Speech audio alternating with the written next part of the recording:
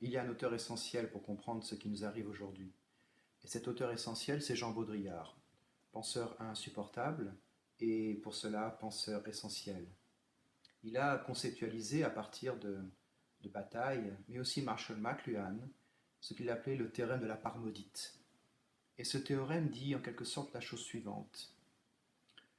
Toute tentative d'extermination de l'altérité, toute tentative consistant à se débarrasser de ce qui est autre, se prête à une vengeance du réel. L'autre exterminé, c'est-à-dire l'empire du même, conduit inévitablement à ce que le même tende à se reproduire et à transformer tout ce qui est à sa propre image.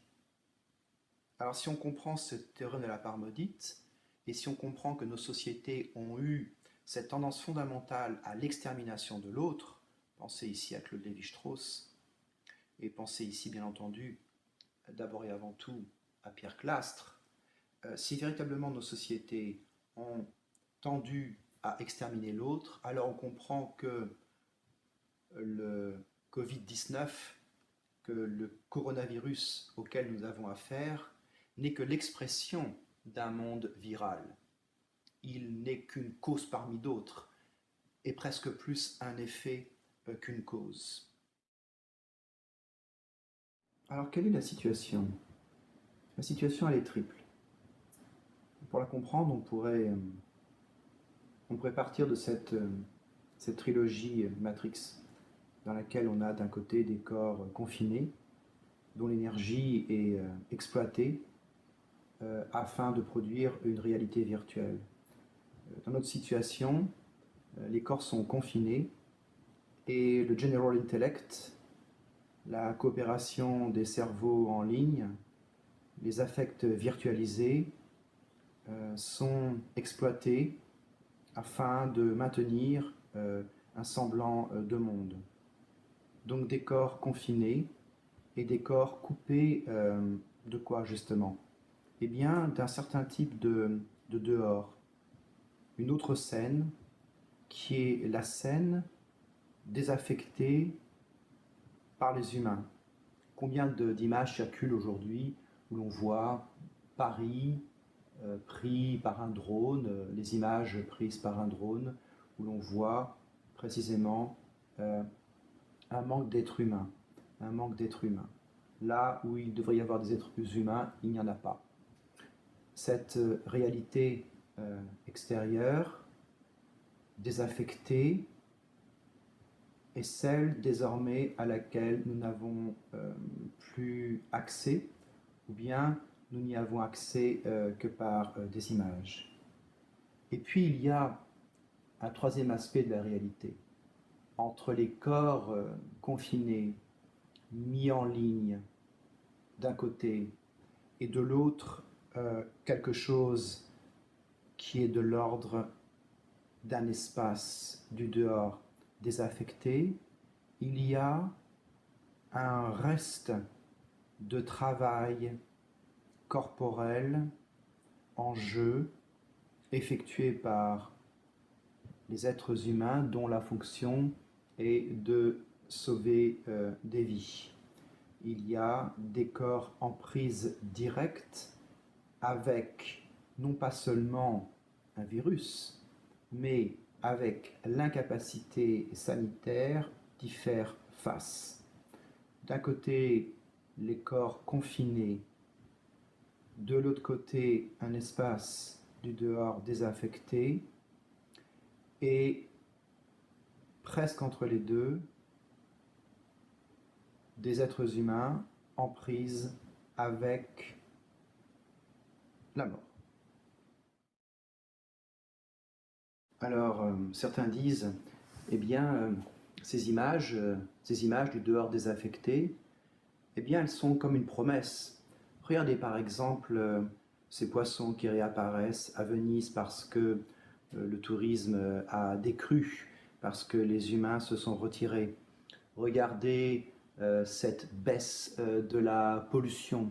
regardez ces parkings vides, regardez cette baisse globale de la consommation. N'est-ce pas finalement, d'une certaine manière, ce qu'on pourrait vouloir? N'est-ce pas la négation en acte de l'Anthropocène? N'est-ce pas la négation en acte du Capitalocène? N'est-ce pas précisément les images qu'il nous faudrait promouvoir pour montrer qu'il est possible de changer le monde? Eh bien, je voudrais dire que cette façon d'envisager l'espace du dehors désaffecté me semble rater une dimension essentielle de la situation. Si nous pouvons voir des images de parking vides, des images prises par un drone, des images prises par une technologie de la communication dont la fonction principale est de pouvoir précisément se passer d'humain.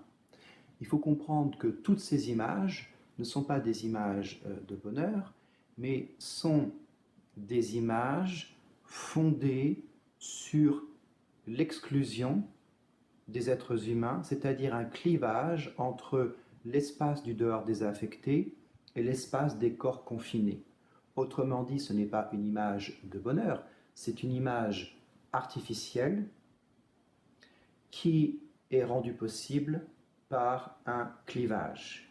Or, on sait très bien que ce qui arrive lorsqu'un clivage saute, c'est la catastrophe. Certains nous disent que le monde ne sera plus jamais comme avant après cet épisode pandémique. C'est tout à fait vrai.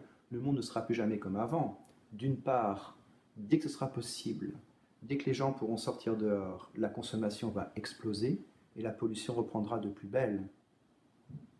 D'autre part, comme le dit très bien notre président de la République, les choses ne seront plus comme avant. Cela veut dire que jamais comme avant, les méthodes de contrôle et de traçage technologique des individus afin de garantir leur immunité, leur sécurité sanitaire, jamais ces contrôles technologiques n'auront été plus importants que ce qu'ils vont être dans le futur. Autrement dit, il faut bien comprendre que le confinement des corps qui a commencé aujourd'hui ne finira pas demain lorsque nous serons autorisés à pouvoir aller dehors. Demain, le confinement des corps se continuera dans un espace désaffecté. Et si nous ne pensons pas dès aujourd'hui à ce risque, à cette continuité du confinement en plein air, eh bien, nous risquons d'être incapables de pouvoir contrecarrer ce destin immunologique. Alors, il est vrai que je ne crois pas que cette situation virale soit l'occasion de changements politiques révolutionnaires capables de mettre à bas les conditions du Capitalocène.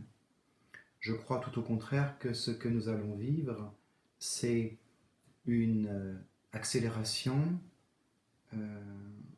des transformations du capitalisme en direction d'un monde de plus en plus fondé sur l'extraction virtuelle des possibilités cognitives et affectives.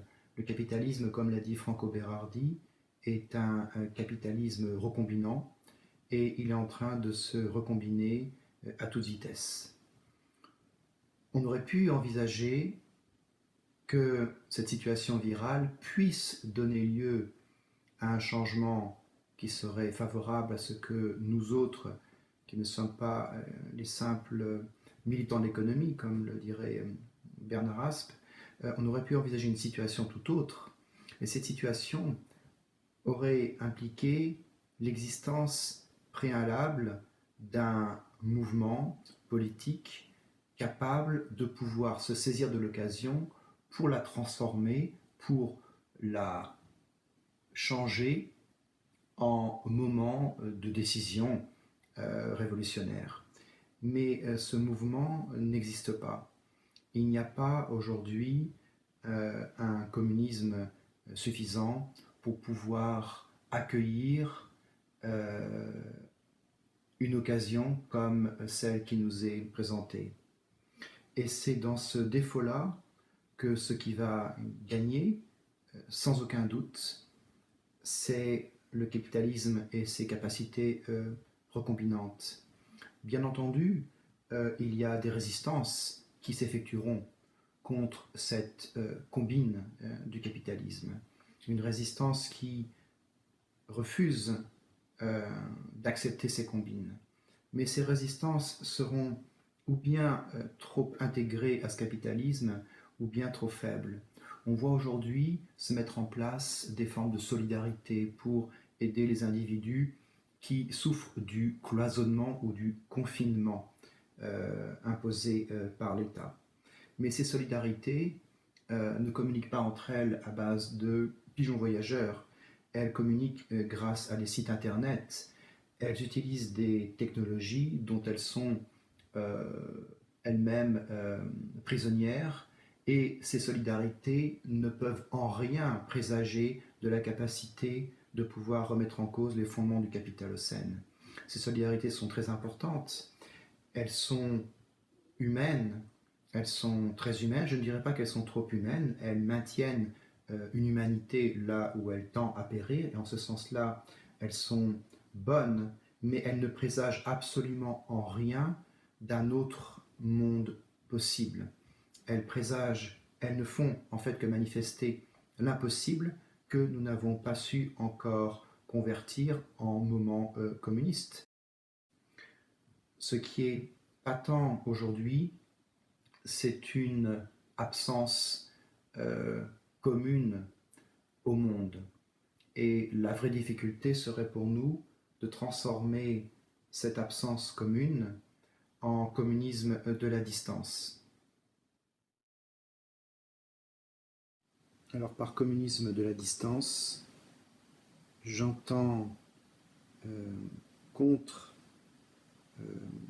disons, les tendances fondamentales de l'époque qui insistent sur le fait qu'il n'y a pas de profondeur, que tout s'effectue à la surface, qu'il n'y a pas de dehors autre que celui que nous avons déserté, qu'il n'y a pas d'inconscient, qu'il n'y a pas d'autre. Donc contre cela, ce que j'appelle communisme de la distance est une manière de penser la politique à partir des formes de séparation qui permettent d'opérer une communication au cours de laquelle l'autre est retenu comme autre. Ce qui suppose d'ailleurs un usage de la métaphore. La métaphore, c'est la manière de se soigner des métamorphoses incessantes du capitalisme et de nos corps, et des métastases que les cancers démultiplient avec nos corps vieillissants. La métaphore, c'est précisément ce qui arrive entre l'espace du dedans et l'espace du dehors. La métaphore, c'est le lieu où les corps qui soignent peuvent être soignés. La métaphore, c'est l'espace de transport grâce auquel la mort est considérée comme la chance merveilleuse qui est donnée aux vivants de dire ce qu'ils n'avaient pas du tout anticipé de dire, et de vivre ce qui n'avait pas été anticipé, c'est-à-dire l'amour. L'amour est ce qui est par excellence au-delà de toute anticipation, c'est-à-dire le cœur même du monde.